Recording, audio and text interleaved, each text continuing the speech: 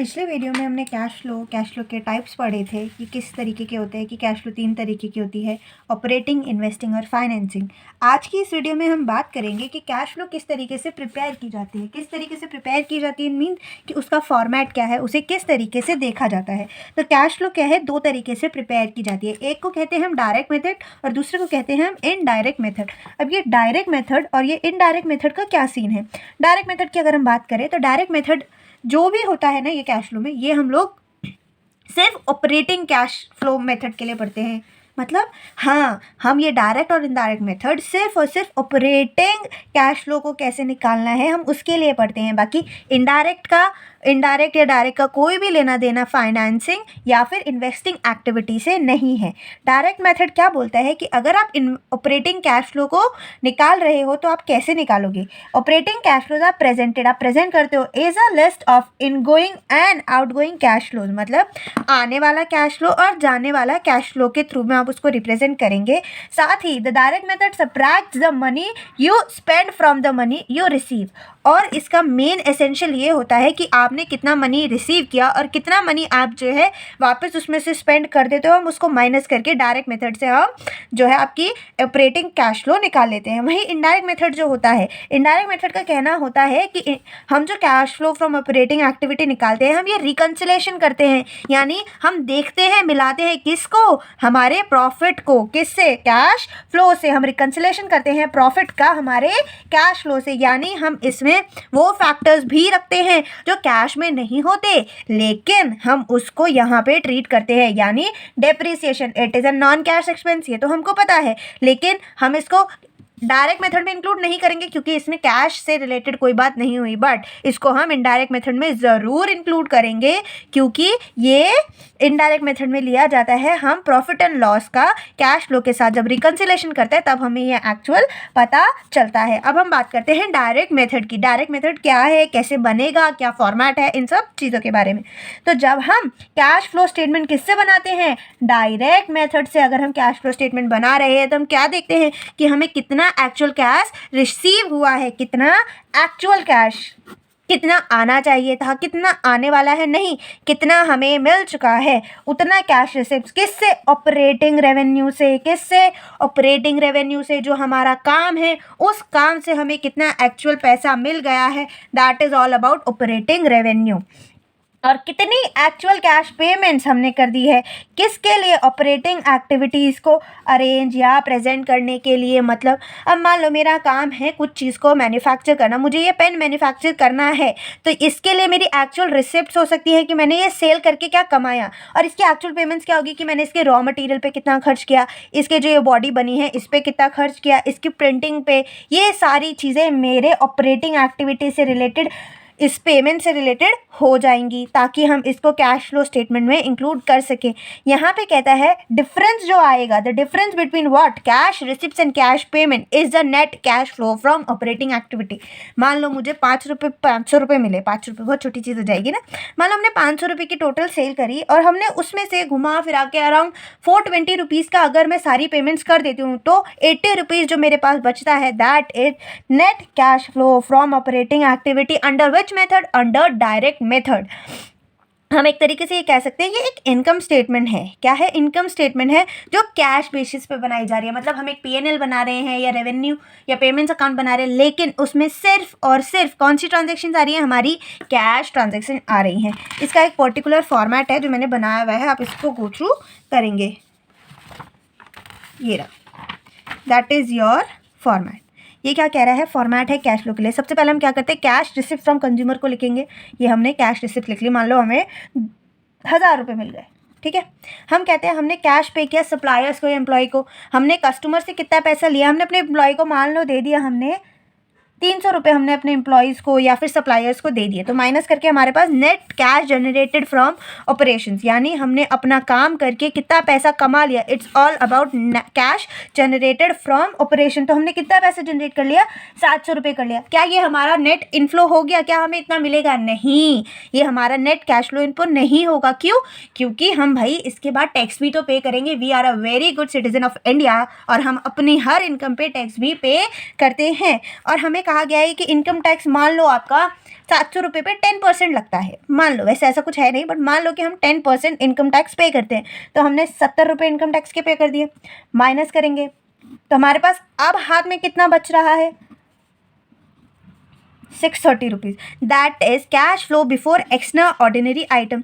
अब मुझे ये समझ नहीं आया, ऊपर की सारी चीज़ें समझ में आ गई कि कैश रिसिव फ्रॉम कस्टमर्स क्या थी, कैश हमने सप्लायर्स को पे किया या एम्प्लॉयज़ को पे किया वो क्या था, कैश जनरेटेड क्या था, इनकम टैक्स पे कर दिया। इसके बाद ये एक्स्ट्रा ऑर्डिनरी आइटम्स क्या होते हैं? Extra ordinary items is like कि भाई गलती से हमने कुछ ऐसी चीज़ कर दी, या हमें जब हम ये स्टेटमेंट बना रहे थे तब हमें नहीं पता था कि ऐसा कुछ हो जाएगा कि हमें किसी को कैश पेमेंट करनी पड़ेगी, बट नहीं, अब हमें लग रहा है कि नहीं, हमें कैश पेमेंट कर देनी चाहिए थी और ये ज़रूरी था हमें करना, लेकिन हमें उस टाइम पे नहीं पता था, या कुछ भी ऐसी चीज़ कि अचानक से कुछ हुआ है, उसके लिए जो एक्स्ट्रा है, जो पीएनएल में या कहीं पे नहीं दिख रहा है, उसकी हम बात कर रहे हैं। तो हम कह रहे हैं कि कैश फ्लो बिफोर एक्स से कोई एक्स्ट्रा ऑर्डिनरी आइटम तो नहीं है आपके पास। हम बोलते हैं नहीं, हमारे पास कोई एक्स्ट्रा ऑर्डिनरी आइटम नहीं है, तो that 630 rupees is your net cash flow from operating activity from direct method.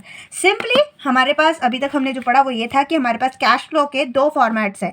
किसको बनाने के लिए? ऑपरेटिंग कैश एक्टिविटीज़ को निकालने के लिए हमारे पास दो तरीके हैं, first is indirect and second is direct method. अब हम बात करेंगे डायरेक्ट मेथड के बारे में। बात करें डायरेक्ट मेथड से कुछ नहीं कहता, वो सिर्फ ये कहता है कि आपने कितना पैसा आया, आपने माइनस किया, कितना दे दिया, उसमें से आपने टैक्स माइनस कर दिया, कोई एक्स्ट्रा ऑर्डिनरी आइटम से आपने वो माइनस कर दिए, और जो बाकी कुछ आपका बचा that is your net cash flow from operating activity. तो हमने ऑपरेटिंग एक्टिविटी निकाली।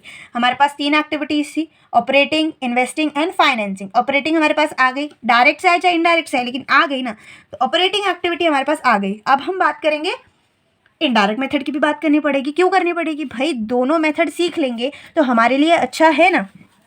तो हम इनडायरेक्ट मेथड के बारे में बात करते हैं। इनडायरेक्ट मेथड क्या कहता है? Cash flow from operating activity indirect method से। जब हम कैश फ्लो बनाते हैं किससे? इनडायरेक्ट मेथड से, तो क्या होता है? नेट प्रॉफिट को पहले लिया जाता है। इसको हम क्या मानते हैं? हमारा बेस मानते हैं। यहाँ पे हमारा बेस क्या था? कितना पैसा आ गया। यहाँ पे हमारा बेस क्या है? यहाँ पे हमारा बेस हमारा नेट प्रॉफिट या फिर हमारा नेट लॉस जो होगा वो हमारा बेस होगा। उसके बाद हम उसमें क्या करते हैं? एडजस्टमेंट्स करते हैं ताकि हम उसको इनकम स्टेटमेंट के साथ कंपेयर कर सके, but did not effect the cash. ऐसी ट्रांजैक्शंस को हम एडजस्ट करेंगे जो इनकम स्टेटमेंट में यानी प्रॉफिट एंड लॉस में आ तो गई हैं, बट वो कैश को इफेक्ट नहीं करती। डेप्रिसिएशन हो गया, वो कभी आपके कैश को इफेक्ट नहीं करता। इंटरेस्ट है, वो आपका ऑपरेटिंग नहीं है। इंटरेस्ट आपने लिया है क्या? आपका रोज का काम धंधा है इंटरेस्ट लेना या देना? नहीं, तो वो आपका ऑपरेटिंग में नहीं आएगा। तो ऐसी चीज़ें जो आपके पास है, वेदर ऑन कैश और नॉन कैश, और अगर वो ऑपरेटिंग का पार्ट नहीं है, आपको उन्हें वहाँ से हटाना पड़ेगा, और जो ऑपरेटिंग का पार्ट होगी उन्हें लाना पड़ेगा। तो हम देखते क्या, जब हम कैश फ्लो स्टेटमेंट बनाते हैं इनडायरेक्ट मेथड से, तो हम उसमें से नॉन कैश, कौन से? Non cash and non operating charges को जो इनकम स्टेटमेंट में कट गए हैं, माइनस कर दिया है, उनको हम क्या करते हैं? ऐड बैक करते हैं।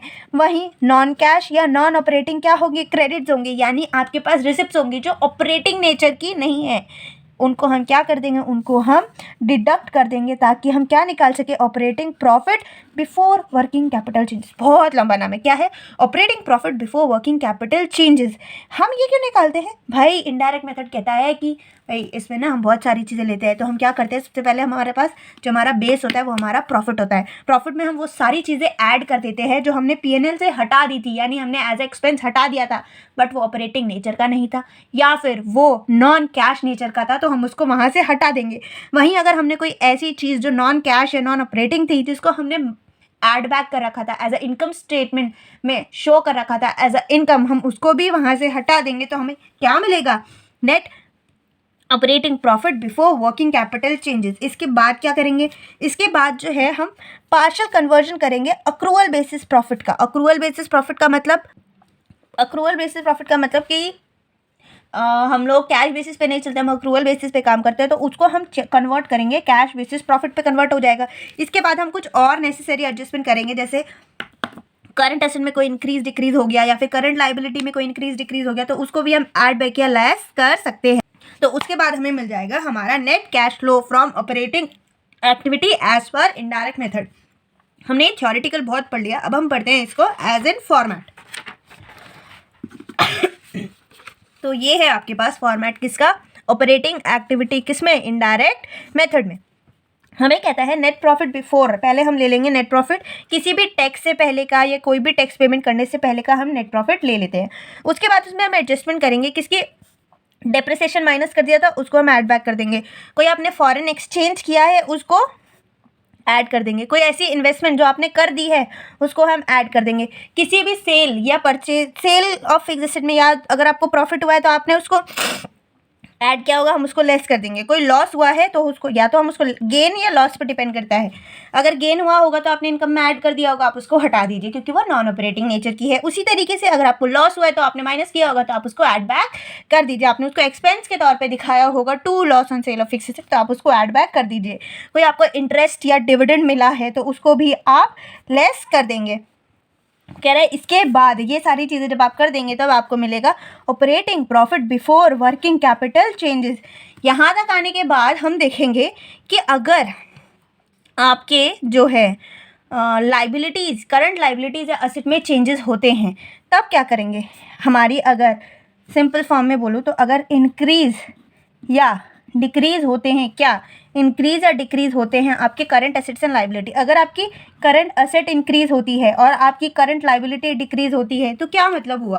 करंट एसेट का इंक्रीज़ होना मतलब आपके पास स्टॉक मान लो 500 रुपीज़ का था, now you are having a stock of 1000 rupees, it simply means कि आपने पैसे दिए होंगे ताकि आपकी एसेट बढ़ जाए, और करंट लाइबिलिटी का घटना यानी आपने अपने क्रेडिटर्स को पेमेंट कर दी। दोनों ही सूरतों में आपके हाथ से पैसा चला गया, अगर करंट एसेट इंक्रीज़ होती है या फिर करंट लाइबिलिटी डिक्रीज़ होती है तो आप दोनों केस में क्या करेंगे, माइनस करेंगे। सिंपल। यहाँ पर दूसरा केस है, अगर आपकी करंट एसेट जो है, करंट लाइबिलिटी इंक्रीज़ होती है और करंट एसेट जो है वो डिक्रीज़ होती है। इंक्रीज ऑफ करंट एसेट तो समझ में आया कि हमने पैसा दे दिया, increase in current liability means मान लो आपने किसी से उधार सामान खरीद लिया, आपने पैसा तो नहीं किया, तो इसके लिए मैं एक स्टेटमेंट यूज़ करूँगी कि पैसों का ना जाना भी उनका आना होता है। आपके जेब से पैसा खर्च नहीं हुआ, that is also your cash benefit in indirect method, indirectly और डायरेक्टली।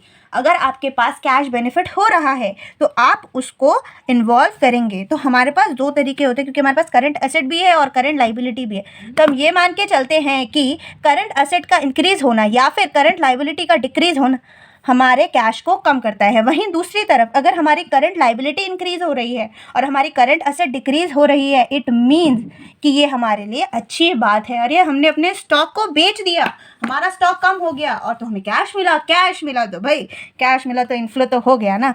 इसी तरीके से हम इनको देखेंगे कि हमें पैसा मिला है, हमारी ये बढ़ी है कि घटी है, हमारे इन्वेंट्रीज बढ़े हैं कि घटे हैं, उस बेसिस पे हम डिसाइड करेंगे कि ये हमारे इस वाले प्रॉफिट में ऐड होना चाहिए कि माइनस होना चाहिए। ये सब चीज़ें करने के बाद हमें मिलता है कैश जनरेटेड फ्रॉम ऑपरेशन, कि हमने टोटल काम करके इतना कैश तो जनरेट कर दिया। अब इसमें से भाई डायरेक्ट टैक्स तो पे करना बनता ही है, हम डायरेक्ट टैक्स पे कर देंगे, हम इंटरेस्ट भी पे करेंगे। इंटरेस्ट क्यों पे करेंगे भाई, काम करने के लिए पैसा लिया था, काम करने के लिए लिए थे ना पैसे, अब पैसे काम करने के लिए हैं, किसी से लोन वोन लिया होगा तो काम करने के लिए लिया होगा, अब काम उस पैसे से हो रहा है तो वो इंटरेस्ट पे करना हमारी ऑपरेटिंग एक्टिविटी हो जाती है, तो हम उसको यहाँ से इंटरेस्ट पे कर देंगे, डायरेक्ट एक्सपेंस पे कर देंगे। ये हमारे पास आ जाएगा हमारा cash before extra ordinary item. उसके बाद आप कोई भी एक्स्ट्रा ऑर्डिनरी आइटम इसमें से निकाल दीजिए, आपके हाथ में बचेगा net cash flow from operating activity in indirect method. तो हमने दो चीज़ें सीख ली, फॉर्मेट सीखा है ऑपरेटिंग एक्टिविटी का डायरेक्ट में और इनडायरेक्ट में। डायरेक्ट में बोलता है कि भाई जितना पैसा आया कितना पे कर दिया माइनस करके निकाल, इनडायरेक्ट बोलता है नहीं पहले प्रॉफिट लाओ, इसमें से जो नॉन कैश नॉन ऑपरेटिंग थे उन्हें हटाओ, फिर कितनी करंट एसेट बढ़ी कितनी करंट एसेट घटी उनको लाओ, उसके बारे में बात करेंगे, फिर उसमें से हम इंटरेस्ट पे करेंगे, उसमें से हम क्या करेंगे, उसमें से हम टैक्स माइनस करेंगे, जो बचेगा वो मेरा क्या है, ऑपरेटिंग प्रॉफिट है। आई होप आपको इतना समझ आया होगा। इसके आगे के लेक्चर्स में हम बात करेंगे हमारे इन्वेस्टिंग एक्टिविटी के फॉर्मेट की और आपके फाइनेंसिंग एक्टिविटी के फॉर्मेट की।